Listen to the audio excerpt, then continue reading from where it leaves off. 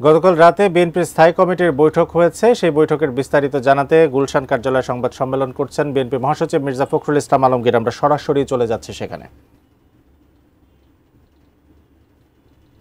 মরহুম শেখ মুজিবুর রহমানের ছবি সরকারি বেসরকারি অফিসে টাঙানো সংক্রান্ত বিধান অনুচ্ছেদ 4 ক বিলুপ্ত করার বিষয়টি সনদে অন্তর্ভুক্ত করা হয়নি, যদিও প্রায় সকল রাজনৈতিক দল সম্মতিপত্র দিয়েছিলেন। খ সংবিধানের 150(2) অনুচ্ছেদ 5, 6, 7 তফসিল পুরোপুরি বিলুপ্ত করার বিষয়ে ঐকমত্য কমিশনের প্রস্তাব বিষয়ে প্রায় সকল রাজনৈতিক দল সম্মতি প্রকাশ করলেও অগোচরে সেটা চূড়ান্ত সনদে সংশোধনী আনা হয়েছে। জুলাই সনদ 2025-এর বাস্তবায়নের প্রক্রিয়া সম্পর্কে জাতীয় ঐকমত্য কমিশনের 28 অক্টোবর সরকারের কাছে পেশ করা হয়েছে। প্রধান উপদেষ্টার কাছে প্রেরিত চিঠিতে জাতীয় ঐকমত্য কমিশনের সভাপতি হিসাবে মাননীয় প্রধান উপদেষ্টাও একজন দস্তখতকারী বটে। ঐকমত্য কমিশন এবং সরকার একই অঙ্গ হিসেবে প্রতীয়মান হয়। উক্ত পত্রে জুলাই সনদ 2025-এ সংবিধান সংস্কার সংক্রান্ত বিষয়গুলোকে দুইটি বিকল্প পদ্ধতিতে বাস্তবায়নের এবং আইনগত ভিত্তি প্রদানের জন্য সরকারের কাছে পেশ করা হয়েছে। চিঠিতে বলা হয়েছে, জুলাই জাতীয় সনদ 2025-এ সন্নিবেশিত সংবিধান সংশোধন সংক্রান্ত বিষয়গুলো কার্যকর করার উদ্দেশ্যে সরকার জুলাই সনদ সংবিধান সংস্কার বাস্তবায়ন আদেশ 2025 শিরোনামে একটি আদেশ জারি করবে। এরূপ প্রস্তাবিত আদেশের একটি খসড়া সংযুক্তি 2-এ, সংযুক্তি 3-এ সংযোজিত করা হয়েছে। সরকার এরকম আদেশ জারি করার এখতিয়ার নাই। সংবিধানের 152 নম্বর অনুচ্ছেদের সংজ্ঞা অনুসারে আদেশ আইনের মর্যাদা প্রাপ্ত, অতএব সেটি জারি করা এখতিয়ার রাষ্ট্রপতির। বিকল্প প্রস্তাব 1-এ সরকার জুলাই সনদ বাস্তবায়নের লক্ষ্যে একটি পূর্ণাঙ্গ খসড়া বিল গণভোটে উপস্থাপন করা হবে বলে উল্লেখ করা হয়েছে।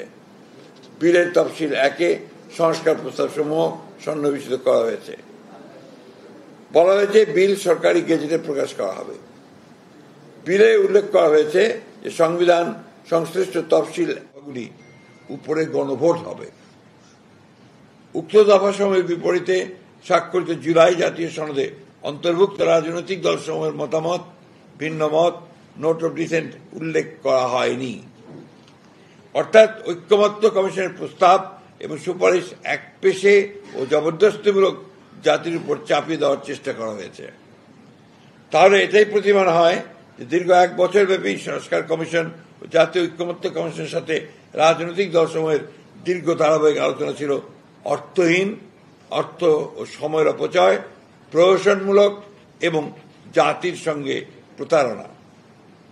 গণতন্ত্রের রাজনৈতিক দলগুলোর ভিন্নমত থাকবে, এটাই স্বাভাবিক। সে কারণে সংলাপের প্রয়োজন দেখা দিয়েছিল। কিন্তু ঐকমত্য কমিশন ভিন্নমত পোষণে রাজনৈতিক দলগুলোর গণতান্ত্রিক অধিকারকে আমলেই নেয়নি।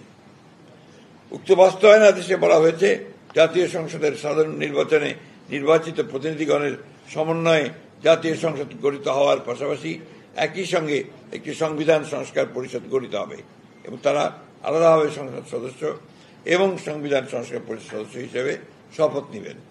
অর্থাৎ নির্বাচিত জাতীয় সংসদটি একই সঙ্গে সংবিধান সংস্কার পরিষদ হিসেবে অভিহিত হবে।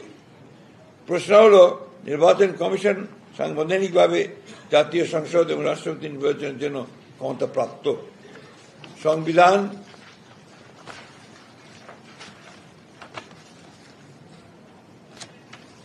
সংস্কার পরিষদ গঠনের লক্ষ্যে নির্বাচন অনুষ্ঠানের দায়িত্বপ্রাপ্ত নয়।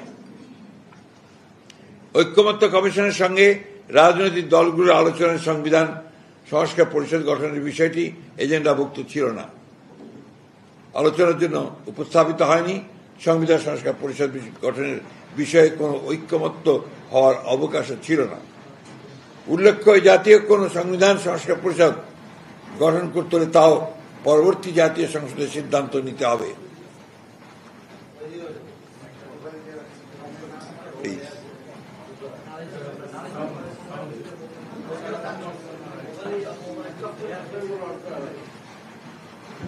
বলা হয়েছে উক্ত বাস্তবায়ন আদেশ অনুসারে গঠিত গণভোটে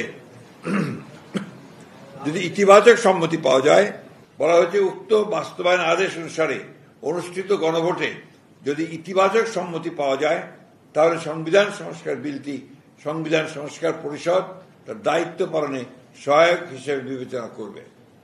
জাতীয় সংসদ নির্বাচন ও গণভোট অনুষ্ঠান হওয়ার পূর্বেই এই ধরনের প্রিএমটিভ পদক্ষেপ আদৌ গ্রহণযোগ্য নয়।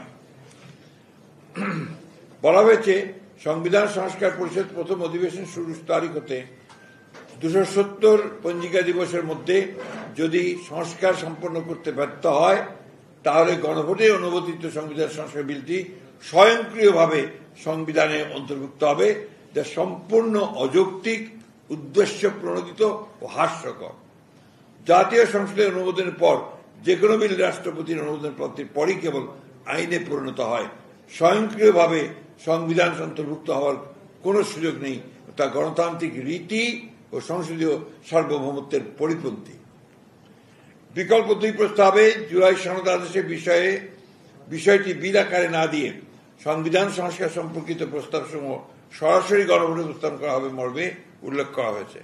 এক্ষেত্রে ঐকমত্য কমিশনের আলোচনাকালে বিভিন্ন বিষয়ে রাজনৈতিক দলসমূহ কর্তৃক প্রদত্ত মতামত, ভিন্নমত ও নোট অফ ডিসেন্ট গণভোটে উপস্থাপনের সুযোগ রাখা হয়নি। চিঠিতে বলা হয়েছে জাতীয় সংসদ নির্বাচনের পূর্বে অথবা নির্বাচনের দিন উক্ত আদেশ অনুযায়ী গণভোট নির্বাচন করা যেতে পারে।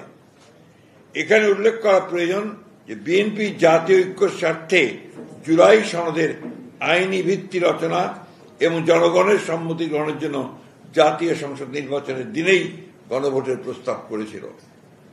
2026 সালের ফেব্রুয়ারি মাসের প্রথমার্ধে নির্বাচন অনুষ্ঠানের ঘোষণা দিয়েছিলেন প্রধান উপদেষ্টা। সেক্ষেত্রে নির্বাচন অনুষ্ঠানের আগে প্রস্তাবিত গণভোট অনুষ্ঠান সম্ভব নয়। সময় স্বল্পতা, নির্বাচন অনুষ্ঠানের জন্য বিপুল অঙ্কের ব্যয় এবং আইন শৃঙ্খলা বাহিনী সহ ব্যাপক লোকবল নিয়োগ এবং একটি জাতীয় সংসদ নির্বাচন অনুষ্ঠানের মতো বিশাল আয়োজনের বিবেচনায় নির্বাচনের পূর্বে গণভোট অনুষ্ঠান